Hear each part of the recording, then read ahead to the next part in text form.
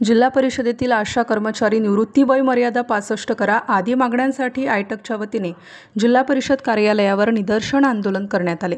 आशा कर्मचारी वयोमर्यादा 60 वर्षांऐवजी 65 वर्ष करा यासाठी आयटक वतीने निदर्शने आंदोलन करून जिल्हा परिषद नाशिक मुख्य कार्यकारी अधिकारी ओंकार पवार, जिल्हा आरोग्य अधिकारी सुधाकर मोरे यांना निवेदन देण्यात आले।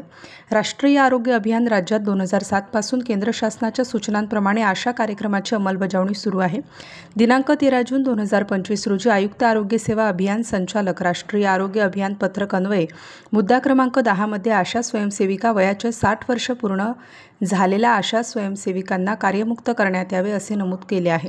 त्यामुळे महाराष्ट्र राज्यभर 60 वर्ष पूर्ण झालेल्या आशांना कार्यमुक्त करण्यात येत आहे। राजीनामा लिहून घेतला जात आहे।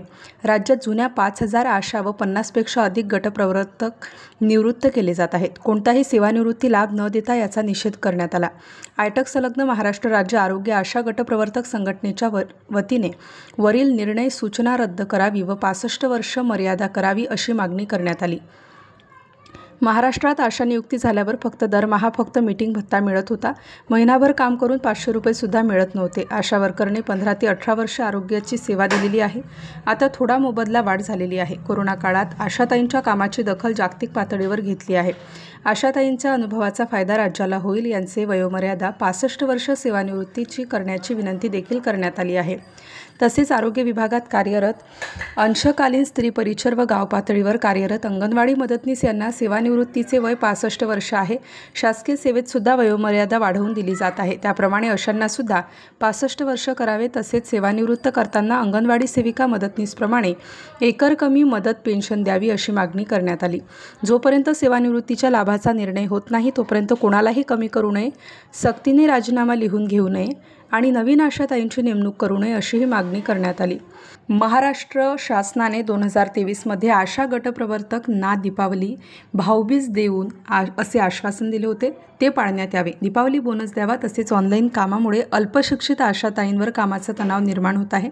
अधिकारी ऑनलाईन काम सक्ती करत आहेत, त्यातून राज्यात आशा मृत्यू वाढलेले आहेत, त्याची चौकशी करावी।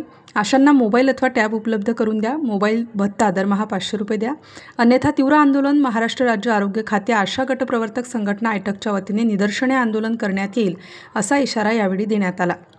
यावेळी कॉम्रेड राजू देसले राज्य अध्यक्ष, सुरेखा खैरनार जिल्हा अध्यक्षा, कॉम्रेड कांचन पवार नाशिक अध्यक्षा, कॉम्रेड प्राजक्ता कापडणे संघटक, फरहाद शेख, ज्योती अहिरे, नमिता गोंधणे, अर्चना जाधव, जिजा देसले, कल्याणी अहिर, कालमीर सिंगबल, कल्पना काशीकर, विठा पगार, अहमदी शेख, गीता अंबाडे, अफसाना, मेहरुन्निसा हुसेन, पूनम राजपूत, राजश्री शिर्के, कल्याणी अहिर, उज्ज्वला कासार, अरुणा गोडसे आदी महाराष्ट्र राज्य आरोग्य खाते आशा संघटना आयटक आशाताई मोठ्या संख्येने उपस्थित होत्या।